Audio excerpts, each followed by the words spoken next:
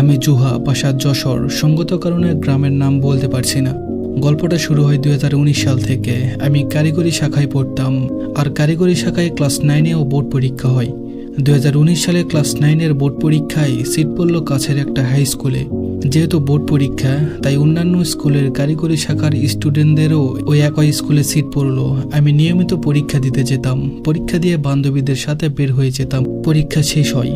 এই পরীক্ষার হলে আমি কাউকেই চিনতাম না, শুধুমাত্র আমার বান্ধবীদের ছাড়া। আমি কারোর সাথে কথা বলতাম না। এভাবে একটা বছর যাওয়ার পর সময় আসলো এসএসসি পরীক্ষার।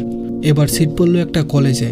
আমার যে রুমে সিট পড়েছিল, ওই রুমে ক্লাস 9-এর বোর্ড পরীক্ষার সময় যে স্কুলের স্টুডেন্টদের সাথে আমরা বসে পরীক্ষা দিয়েছিলাম, সেই স্কুলেরই কিছু স্টুডেন্টদের সাথে সিট পড়লো একই রুমে। আমার পাশে বসলো একটা ছেলে, নাম ছিল বোরহান। ওখান থেকেই আমি তাকে চিনতাম, তার নাম জানতাম। পরীক্ষার দ্বিতীয় দিন আমি একটু তাড়াতাড়ি পরীক্ষার হলে ঢুকে গেলাম। গিয়ে দেখি বোরহান আগে থেকেই বসে আছে। আমাকে দেখে মাথা নিচু করে বসলো। আমিও চুপচাপ গিয়ে বসে পড়লাম।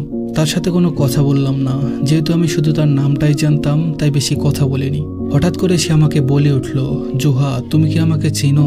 আমি বললাম, জি না, আমি আপনাকে এই প্রথম দেখছি। তখন বোরহান বলল, আগের পরীক্ষায় আমি তোমার 4 বেঞ্চ পিছনে বসেছিলাম। আমি তোমাকে রোজ দেখতাম, তোমার নামটাও আমি জানতাম, কিন্তু কখনো তোমার সামনে যাইনি। এভাবেই রোজ টুকটাক কথা হতো। আপনি থেকে তুমি, আর তুমি থেকে আমরা দুজনেই তুইতে চলে আসলাম। পরীক্ষার শেষের দিন, পরীক্ষা শেষে বাইরে দাঁড়িয়েছিলাম। সব বান্ধবীদের সাথে একসাথে বের হবো, তাই হঠাৎ বোরহানদের স্কুলের কিছু ফ্রেন্ড আর বোরহান মিলে আমাদের সামনে এসে বলল, চল আজকে শেষ দিন, সবাই মিলে একটু চা খাই। আমরা সবাই রাজি হলাম। চা খাওয়া শেষে বোরহান আমাকে এক পাশে ডেকে বলল, তোর ফেসবুক আইডিটা আমাকে দিবি, মাঝে মাঝে একটু কথা বলতাম। আমি কিছু না ভেবে আমার ফেসবুক আইডিটা ওকে দিলাম।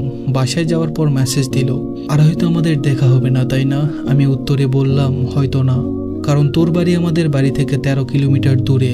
তোর ওখানে অনেক কলেজ আছে, তুই ওখানে ভর্তি হবি, আর আমি আমাদের এখানে কলেজে ভর্তি হব, তাই দেখা হওয়ার সুযোগ হয়তো হবে না। এভাবে টুকটাক হাই হ্যালো কথা হতো, এর বেশি কখনোই কথা হয়নি। তারপর এখানে আমি একটা কলেজে ভর্তি হই। কলেজের নবীন বরণ অনুষ্ঠান ছিল। সকাল থেকে বিকাল পর্যন্ত সাংস্কৃতিক অনুষ্ঠানের আয়োজন করা হয়েছিল। যেহেতু আমরা নবীন ছিলাম, আমাদের বলে দিয়েছিল তোমরা তাড়াতাড়ি চলে আসবে। সে অনুযায়ী আমরা সকালেই কলেজের মাঠে হাজির হয়ে যাই। সকাল 10টার দিকে মাইকে গান চলছে। আমি আর আমার 2টা বান্ধবী মিলে ঝালমুড়ি খাচ্ছিলাম। হঠাৎ করে বোরহান আসলো। কোনো কথা ছাড়াই আমাকে একটা গোলাপ দিয়ে প্রপোজ করে বসলো। সবাই আমাদের